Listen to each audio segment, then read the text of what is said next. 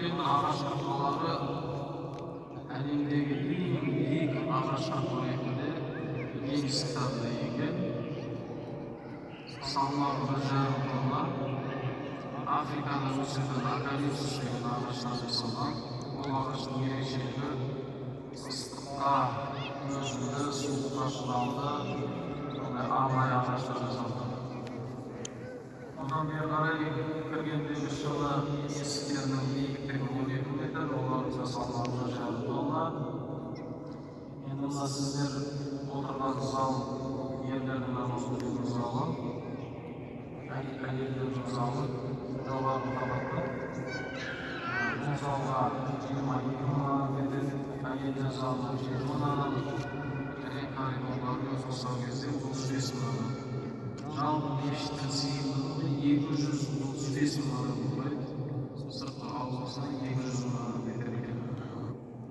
Енді мына сіздер отырған осы кілем әлемдегі ең үлкен бойлы кілем ретінде гиннес кітабына енген. Әлемдегі ең үлкен бойлы кілем. Индияда жасалған, Индия ұлысынан қолмен жасалған бұл кілемді топтыға тікелуге 6 ай уақыт кеткен. Бұл кілем 25-30 жылға гарантиямен берілген. Біз мешітке келуші қонақтарға жамағатта осы мешітіміздегі кілемге, мешітімізде ұлтты қарауға шақырамыз. Әсіресе кішкентай балалармен келген ата-аналар мешітке жейтін ішетін нәрселер алып кірмей, ағзасын бөгетін нәрселер. Одан кейін кішкентай балаларымыз болса памперстерін кигізіп алып көрейік. Мешітте жаңағыдай кейде дәрісінің қойатын жағдайлар болып жатады. Біреулер байқамай аузына сағыз тастап кететін кездер болатын. Сондықтан осы нәрсеге мұқият болсақ, өйткені кілемнің бір жері бүлінетін болса, бұл базарда сатылған жай кілем емес, оны ауыстырып қоя салатын. Сондықтан бұл сізден бізге аманат. Осы кілемді 25-30 жыл біз күтіп ұстауымыз керек болады. Енді жоғарыға қарасақ, бұл әлемдегі ең үлкен көмес ретінде гиннес кітабына енген. Биіктігі 83 метр, диагоналы 62 метр, 40 тоннаға дейін салмақ жүк көтере алады. Ал оған ілініп тұрған аспалы шам әлемдегі ең ауыр аспалы шам ретінде ол да гиннес кітабына енген. Салмағы 22 тонна. Германияда жасалған арнайы нақышпен, қазақтың нақышы өрнекпен жасалған.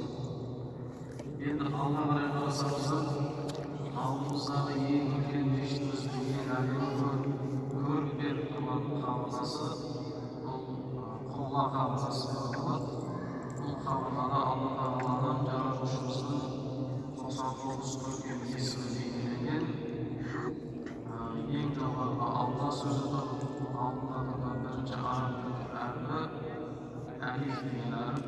Біздің қазақтың сөзінде де ең үлкен, біздің әдетте әдебиетімізде әліпті таяқ деп білмеген деген тіркестер кездеседі. Мағынасы салмақ жоқ, әріп танымайды деген мағынасы болған. Міне осы әліп деп аталған таяқ сияқты жаңағы әріп. Бұны неге айтып тұрмыз? Осы әріптің биіктігі 2 метр екен бағасы. 2 метр, алыстан қараған кезде оның 2 метр екендігі көрінбейді. Енді қабырғаның биіктігі 22 метр, ұзындығы 100 метр. Бұл Италияның ұсталарының қолынан шыққан қолымен туынды. 1 жыл уақыт кеткен оны жасау үшін қолымен туынды. 25 миллион мозаика кеткен. Майнашыны тастап, көмектеріп шыққан барлығын 1 жылдың ішінде осыны жасап бітірген екен. Одан ортада тұрған имам намазы өтетін жер михраб деп айтылады. Одан жоғарыдағы имам оқып намаз айтатын жер минар деп аталады. Жұма күндері айт жері оған айтылады. Мешітімізде 4 мұнара бар.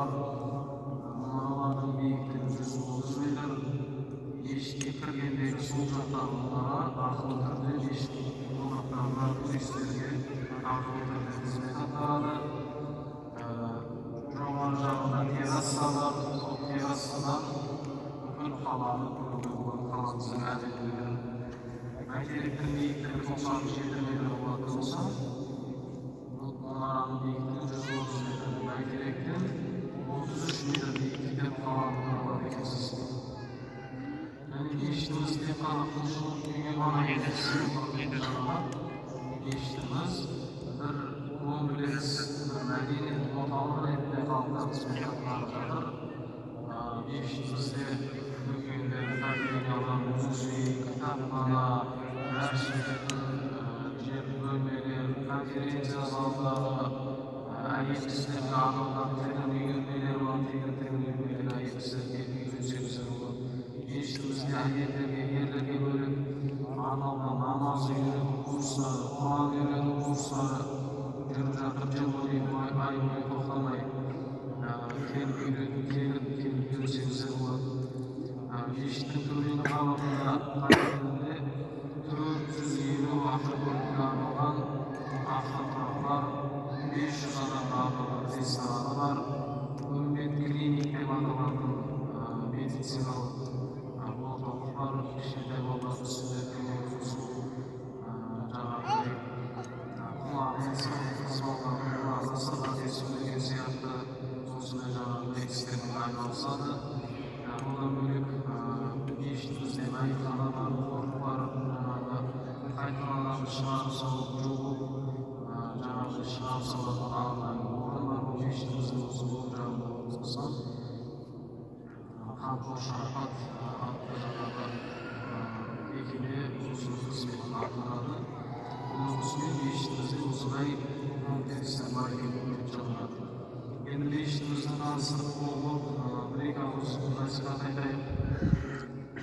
Бірде Хазіреті Омар халифалық дәуірінде патшаның киімін, өзінің әдемі киімін шешіп, қарапайым өзінің үйге келетін қарапайым халықтың киімін киіп халықтың арасына арнайды. Қазіргі медиа жоқ, телевизор жоқ, осыны ешкім танымау мүмкін. Халықтың арасында жүріп, халықтың жағдайын біледі екен. Bir үйдің қасынан өтіп бара жатса, қызы мен анасының екеуінің жаңағыдай сөзіне, диалогына құлақ түріп қалады екен. Сонда жаңағы анасы қызына сұрады екен, қызым, ана сүтке су қос деп. Сонда қыз айтады екен, су қоспаймын мен деп. Сонда анасы айтады екен, Омар халифа Омар көріп тұрып екісі қоса берсейші десе, қыз айтады еді, бұл жаңағыдай Омар көріп десе де Алла көріп тұр ғой деп жаңағыдай су қоспаймын деп екен.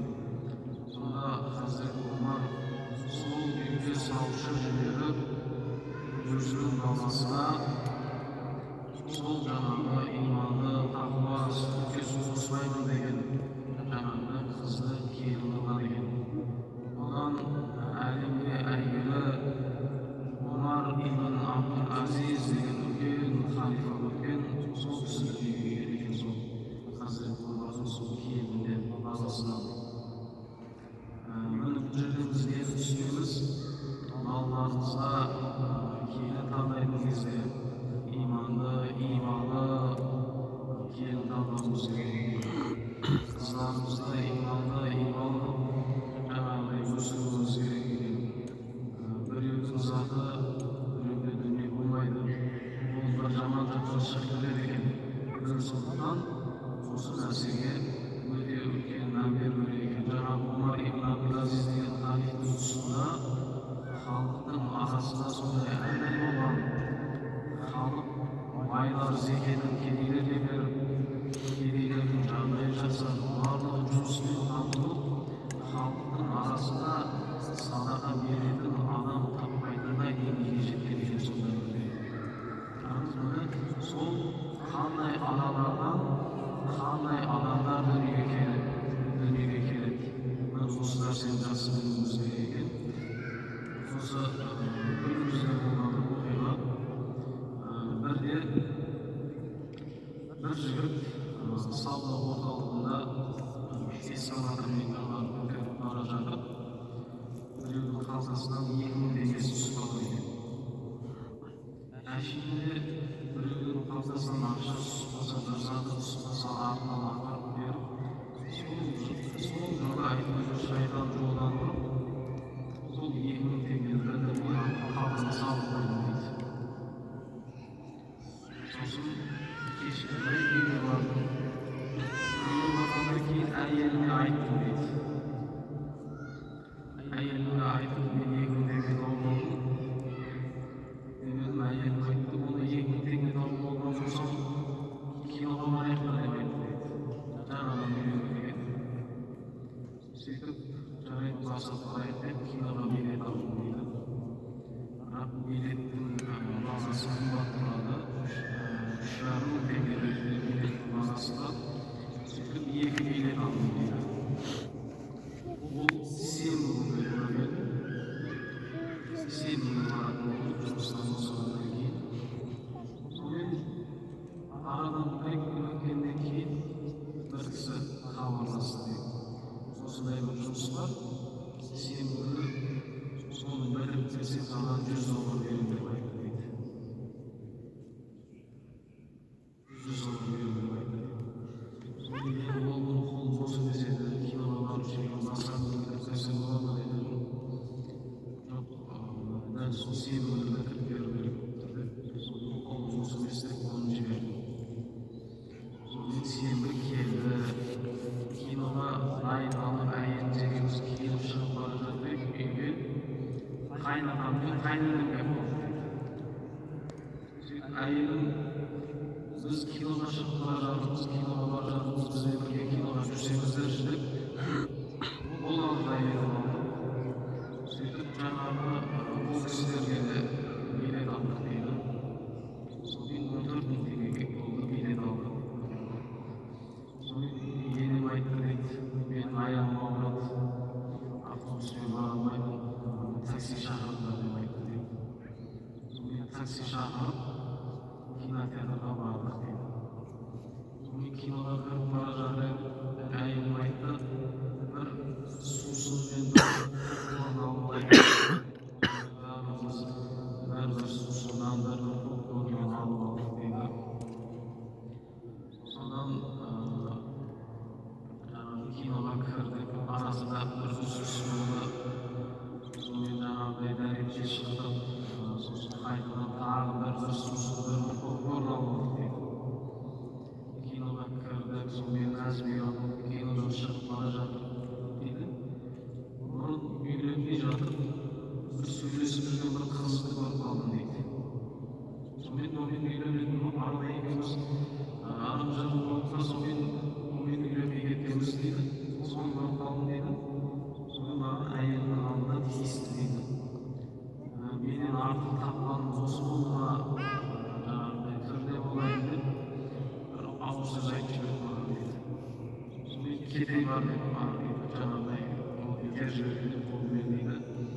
Сонымен қасында ағалары бар екен дейді. Сөйтіп ағалары жаңағыдай маған жабылып кетті дейді. Оны көріп тұрған жаңағы қайнатам аман болсам деп олармен сол жерде төбелесіп басталып кетті дейді.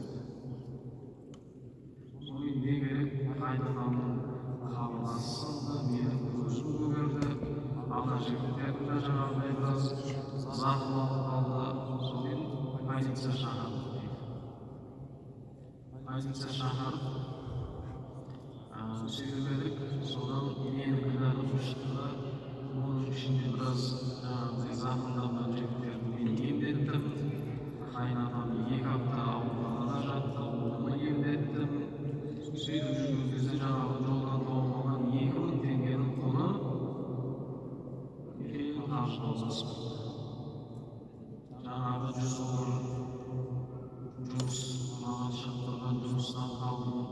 Онан жаңағыдай кинотеатрға барамыз деген, жаңағыдай барып, кіріп кинотеатрдан шығам дегенше жаңағы тауып алған ақшадан оның 20 есесі шығып кетті. Жаңағы кісілердің барлығын емдетем деп біраз шығынға ұшырадым дейді. Содан бір күні бір жерден жаңағы көжек сатып алайын деп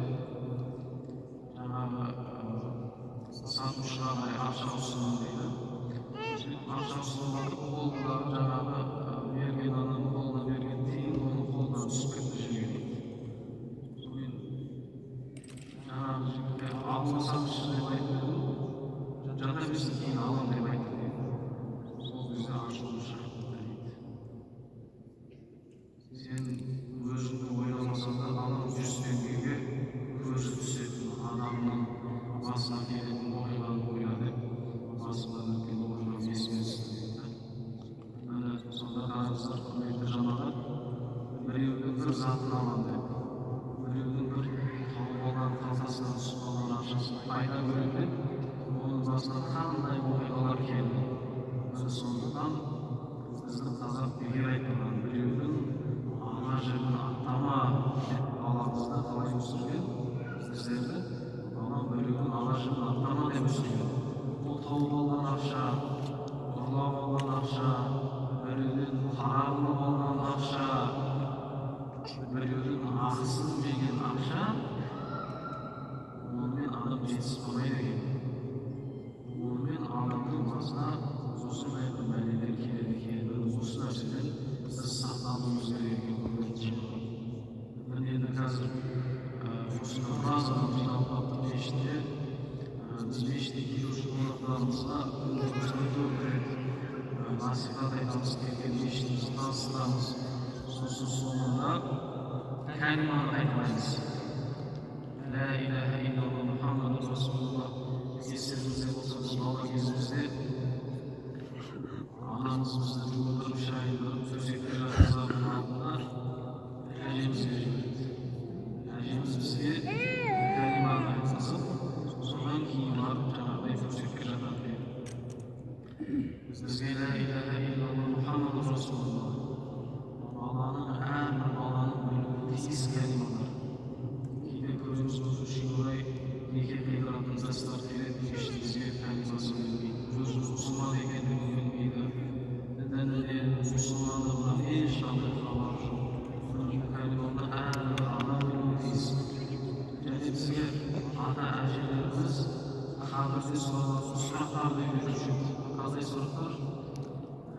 Адамды қабірге жерлеп, ағайын туысқаны қабірден 40 қадам ұзап өткеннен кейін Нәкир деп аталатын екі періште келіп адамнан сұрақ жауап алады. Сол сұрақтың жауаптарын береді. Бірінші періштелер осылай сұрады: Раббың кім? Раббым Алла, яғни жаратушы кім? Құдайың кім? Раббым Алла. Пайғамбарың кім? Пайғамбарың Мұхаммед пайғамбар саллаллаху алейхи ва саллям. Дінің не? Дінің ислам. Кітабың не? Кітабың Құран. Сен кімсің? Әлхамдулилля, мұсылманмын. Қашаннан бері мұсылмансың? Әлмисақтан бері мұсылманмын деген осы кәлималарды сіздерге үйретуші еді. Иманымыздың жанын орайық. Мына қазір жүгіріп жүрген балалар отырайықшы бәріміз. Балалар отырамыз. Қазір кәлиманы айтамыз. Мен айтамыз, сіздер қайталайсыздар. Бір кәлиманы 3 реттен айтамыз. Даусымызды шығарып, айғайлап айтайық. Өйткені мешітімізге қазір келіп жатқан түрлі шетелден қонақтар бар, араларымызда тұрғандар бар. Сол кісілер көрсін біздің мұсылман екендігімізді, дінімізді қайтып оралып алдырғанын, дінімізді ұмытпағанымызды көрсін, білсін, естісін. Сондықтан дауыстап, айғайлап, мен айтам, менен кейін сіздер қайталайсыздар. Бір кәлиманы 3 реттен қайталаймыз. Алдында бисмилла кеттік. Ла иляха илlalloh. Ла иляха илlalloh. Мұхаммед Расулуллах. Мұхаммед Расулуллах. Даусымызды шығарайық, қаттырақ шығарайық. Ла иляха илlalloh. Ла иляха илlalloh. Мұхаммед Расулуллах. Мұхаммед Расулуллах. Ла иляха илlalloh. Ла иляха илlalloh. Мұхаммед Расулуллах. Мұхаммед Расулуллах. Ла иляха илlalloh. Ла иляха илlalloh. Мұхаммед Расулуллах. Мұхаммед Расулуллах. Келесі кәлимамыз, мен сіздерден Раббым кім деп сұраймын, сіздер Раббым Алла деп жауап бересіздер. Ал кеттік онда. Rabbim kim? Rabbim Allah. Rabbim kim? Rabbim Allah. Rabbim kim? Rabbim Allah. Tamam, kelin so'rab, payg'ambarim kim deb so'raymiz, sizlar Muhammad payg'ambarga javob berasizlar, sallallohu alayhi vasallam. Payg'ambarim kim? Muhammed payg'ambar. Mustafa sallallohu alayhi vasallam. Payg'ambarim kim? Muhammad payg'ambar sallallohu alayhi vasallam. Payg'ambarim kim? Muhammed Mustafa sallallohu alayhi vasallam. Tamasha, kelesi so'rab, dining ne deb so'raymiz, sizlar dinim islom deb javob berasizlar. Dining ne? Dinim İslam. Dining ne? Dinim İslam. Dining ne? Dinim İslam. Tamasha, kelesi so'rab, kitabing ne? Kitabing Qur'on Karim deb javob berasizlar. Kitabing ne? Kitabim Kur'an Kerim. Kitabing ne? Kitabim Kur'an Kerim. Kitabing ne? Kitabim Kur'an Kerim. Tamasha, kelesi so'rab, sen kimsin deb so'rayman, sizlar alhamdulillah musulmonman deb javob berasizlar. Sen kimsin? Elhamdülillah Müslümanım. Sen kimsin? Elhamdülillah Müslümanım. Sen kimsin? Elhamdülillah Müslümanım. Tamasha, eng so'nggi savolimiz, qachondan beri musulmonsiz deb so'raymiz, sizlar al-Misaqdan beri musulmonman deb javob berasizlar. Al-Misaq deganimiz ne? Al-Misaq degan Qur'on Karimda Alloh taolo bizga al-Misaqni nega berib tushirdi. Alloh taolo onamiz zotda jaratmas burun ularni ruhini jaratib, ularni ma'noda jirga chiqarib, ulardan vali oldi. Qur'on Karimda yoziladi: "Alastu bi robbikum", Alloh taolo so'radi. Men sizlarni jaratgan Xudoylarim emasmi deb so'radi. Qalu bala, ya sen bizni jaratgan Xudoyimizsan deb javob berdi. Men o'zi ruhlarga javob bergan, Allohning oldida vali bergan al-Misaq deb atalgan. Ya'ni valilik men so'ng vali bergan kundan beri valilikdan beri musulmonman degan so'zga so'rgan. Qachondan beri musulmonsiz deb so'raysizlar, sizlar al-Misaqdan beri musulmonman deb javob berasizlar. E'tiborda, qachondan beri musulmonsan? Elmisak'tan beri Müslümanız. Qachondan beri musulmonsan? Elmisak'tan beri Müslümanız. Qachondan beri musulmonsan? Elmisak'tan beri Müslümanız. Tamasha, imomimizni birjami qilib javob, birinchisi la ilaha illalloh Muhammadur Rasululloh ma'nosi Allohdan boshqa hech iloh yo'q. Muhammad payg'ambar Allohning elchisi sallallohu alayhi vasallam. Undan keyin Rabbim Alloh, payg'ambarim Muhammad payg'ambar sallallohu alayhi vasallam. Kitabim Qur'on, dinim Islom, alhamdulillah musulmonman. Al-Misaqdan beri musulmonman. Bu kalimalarni aytmoqni sizga ma'lumotni jami qilib inshaalloh bizning ma'lumotlarimiz dinni bilmay o'smasin inshaalloh. Allohimiz o'zgan bo'lmoqda qalay dinimiz o'zgan bo'lay dinimiz inshaalloh o'zgan bo'lmoqda. Alloh taolo yerimizni qilsin. Tasavvurdan ishlaymiz kelgan Amin.